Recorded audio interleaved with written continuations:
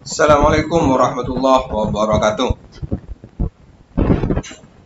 Jumpa lagi dengan saya di channel Kang Hayat. Pada video kali ini berkaitan dengan program magang dosen ke industri, saya akan mengulas tentang syarat dan ketentuannya atau syarat-syarat yang harus dipenuhi di dalam proses magang dosen ke industri 2021. Simak terus.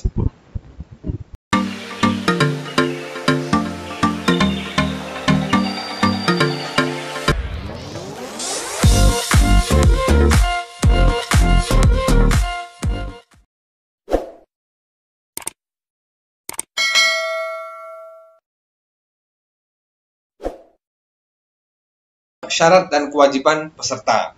Ini Bapak Ibu yang harus Bapak Ibu penuhi. Bapak Ibu harus penuhi sebagai syarat dan kewajiban yang di video sebelumnya sudah saya sampaikan, bahwa salah satu untuk bisa menjadi peserta magang dosen ke industri ini adalah syaratnya harus terpenuhi. Tidak hanya sekedar Bapak Ibu menjadi dosen. Apa saja syarat-syarat dan kewajiban Bapak Ibu sebagai peserta? Yang pertama adalah berpendidikan minimal S2. Itu semua dosen sekarang sudah harus memiliki pendidikan magister. Jadi syarat ini mutlak harus Bapak Ibu penuhi. Jika salah satu dari syarat ini tidak terpenuhi, maka secara otomatis Bapak Ibu akan gugur. Berpendidikan minimal S2. Yang kedua, maksimal umurnya 45 tahun. Yang di atas 45 berarti Bapak Ibu tidak memenuhi syarat. Berapa batas minimal misalnya? Maka tinggal dikalkulasi saja Bapak Ibu menjadi dosen tahun berapa. Maka umur Bapak Ibu misalnya 22, tapi di sini tidak ada batasan. Yang dibatasi adalah umur maksimal. Hingga Bapak Ibu dosen muda terutama, insya Allah peluangnya sangat besar sekali untuk bisa mengikuti program magang dosen ke industri. Jadi Bapak Ibu harus pastikan 45 tahun maksimal umur dari Bapak Ibu jika Bapak Ibu ingin atau berminat menjadi peserta magang dosen. Yang ketiga, mempunyai jabatan fungsional atau jabatan fungsional akademik, minimal asisten ahli. Bagaimana dengan Bapak Ibu yang tidak punya jabatan fungsional? Berarti tidak memenuhi syarat. Karena syarat yang dibutuhkan di dalam jabatan fungsional itu minimal asisten ahli, rektor kepala atau profesor. Jadi memang penting sekali Bapak Ibu untuk memiliki atau mengurus jabatan fungsional ini, karena hampir seluruh persyaratan yang berkelindan atau beririsan dengan kegiatan pendidikan perguruan tinggi itu adalah salah satunya adalah jabatan fungsional. Jadi Bapak Ibu dosen yang baru menjadi dosen, yang baru menjadi dosen pemula, bisa diusahakan dan mengusahakan untuk bisa segera mengurus jabatan fungsionalnya. Karena ini sangat penting dan sangat erat sekali dengan kewajiban kita sebagai dosen di dalam tridharma perguruan tinggi, baik di pendidikan. Aspek apapun kegiatan di bidang pendidikan itu mempersyaratkan jabatan fungsional minimal asisten. Atau penelitian, itu paling tidak juga sangat penting untuk keberadaan jabatan fungsional. Pengabdian juga demikian, persyaratan yang paling mutlak untuk Bapak Ibu penuhi adalah salah satunya jabatan fungsional.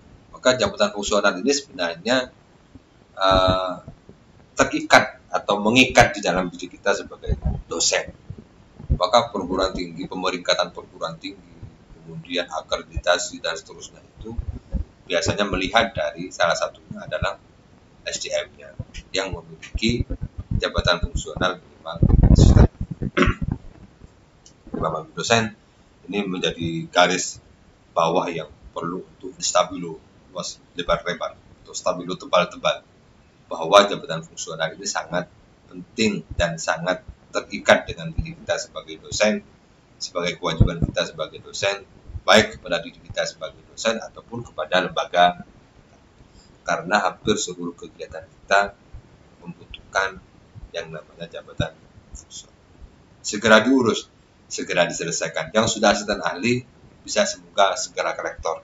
Yang sudah lektor bisa segera semoga ke lektor kepala. Yang lektor kepala bisa semoga segera ke guru besar. Karena ini menjadi bagian yang sangat urgent bagi kita sebagai dosen, harus memiliki jabatan fungsional. Yang keempat syaratnya adalah memiliki NIDN.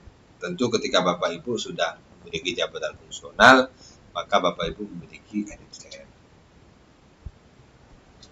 NIDN itu nomor induk dosen nasional. Semua dosen itu memiliki NIDN. Wajib hukumnya semua dosen punya NIDN. Yang keenam, memiliki asuransi kesehatan atau BPJS aktif. Nanti berkaitan dengan ketika Bapak Ibu misalnya melakukan proses pemagangan ke dunia industri. Karena kesehatan itu juga nomor satu bagi kita. Jadi asuransi kesehatan itu menjadi penting untuk program ini, sehingga Bapak Ibu perlu untuk memasukkan keberadaan asuransi kesehatan atau BPJS aktif. Yang ketujuh, tidak sedang melaksanakan tugas belajar atau izin belajar. Jadi Bapak Ibu harus free dari tanggung jawab kuliah, baik sebagai mahasiswa tugas belajar atau mahasiswa izin belajar. Karena full nanti pemagangan ini di dunia industri kegiatannya sangat banyak dan full kegiatan, sehingga tidak mengganggu aktivitas Bapak Ibu ketika melakukan proses pemagangan, sehingga bebas dari tugas belajar dan izin belajar. Yang kedelapan, mengunggah surat izin. Nanti ada lampirannya, akan saya jelaskan sedikit nanti. Lampiran surat izin dari perguruan tinggi atau dari pimpinan perguruan tinggi. Bagaimana bentuk surat izinnya? Sudah ada formnya sendiri-sendiri, Bapak Ibu tinggal menyesuaikan dengan form yang ada. Bapak Ibu tinggal menuliskan sesuai dengan formnya, Bapak Ibu tinggal minta tanda tangan sesuai dengan form yang ada di lampiran 1. Kemudian mengunggah surat pernyataan kesanggupan untuk mengikuti kegiatan program magang secara penuh. Jadi ada pernyataan kesanggupan dari peserta untuk mengikuti kegiatan pemagangan secara penuh di industri. Tentu juga ada lampirannya. Bagaimana suratnya? Bapak Ibu tinggal menyesuaikan saja dengan kebutuhan. Sehingga ini diunggah nanti, diunggah di form pendaftaran. Di pendaftarannya akan saya buatkan video sendiri, pendaftaran program magang dosen ke industri. Yang ke-10, mengunggah surat keterangan sehat jasmani dari lembaga kesehatan yang sudah disesuaikan dengan ketentuan yang ada, misalnya puskesmas atau rumah sakit pemerintah. Mengunggah surat keterangan sehat jasmani, surat dari dokter misalnya, itu diunggah saja, di-scan dan mengunggah proposal kegiatan sesuai dengan format terlampir. Ada proposalnya. Tadi sesuai dengan syarat proposal itu maksimal 5 proposal untuk masing-masing perguruan tinggi yang akan diterima di kegiatan ini. Lebih dari 1 boleh, setiap masing-masing perguruan tinggi mengirimkan maksimal 5 proposal. Bentuk proposal dan formatnya terlampir juga, nanti lampirannya akan saya jelaskan secara sendiri di video yang lain. Jadi ada proposal yang harus Bapak Ibu buatkan sesuai dengan format yang ada. Ini juga diunggah nanti. Kemudian yang 12, mengunggah surat persetujuan dari industri yang menyatakan kesediaan. Jadi Bapak Ibu, sebelum Bapak Ibu melakukan proses pemagangan, Bapak Ibu bisa melakukan komunikasi dengan industri. Sehingga nanti Bapak Ibu misalnya mengirim surat, kemudian Bapak Ibu minta persetujuan dari industri yang menyatakan bahwa ia bersedia menerima dosen magang industri dengan durasi dan tanggal pelaksananya bla bla bla, itu disesuaikan. Ada bisa 1 bulan, 2 bulan atau 3 bulan, itu dari industri harus ada pernyataan seperti itu, pernyataan kesediaannya. Yang itu juga diunggah di kolom dokumen unggahan yang harus Bapak Ibu. Mengunggah profil singkat industri tempat dosen melakukan pemagangan. Jadi Bapak Ibu harus juga meminta profil singkat dari industrinya. Karena ini berkaitan dengan yang dimaksud dengan industri yang sesuai dengan Permendikbud 754 berkaitan dengan indikator kinerja utama perguruan tinggi. Jadi harus memiliki profil singkat industri yang bisa Bapak Ibu. Kemudian yang terakhir, setelah dinyatakan diterima sebagai peserta magang dosen, maka Bapak Ibu tidak diperkenankan mengundurkan diri. Ini syarat yang harus Bapak Ibu. Jika Bapak Ibu sudah diterima menjadi peserta magang dosen, maka Bapak Ibu tidak diperkenankan mengundurkan diri dari kegiatan. Oleh karena itu, pikirkan secara matang kesempatan ini, kesempatan yang sangat menarik, kesempatan yang sangat luar biasa, kesempatan yang sangat wow untuk Bapak Ibu bisa ikut.